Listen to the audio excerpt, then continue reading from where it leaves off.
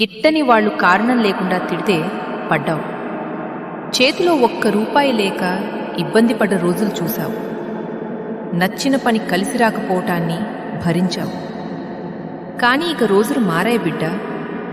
నీ కష్టం నేను చూశాను, నీ బాధ నేను విన్నాను. ఇక నీ సమయం మొదలైంది.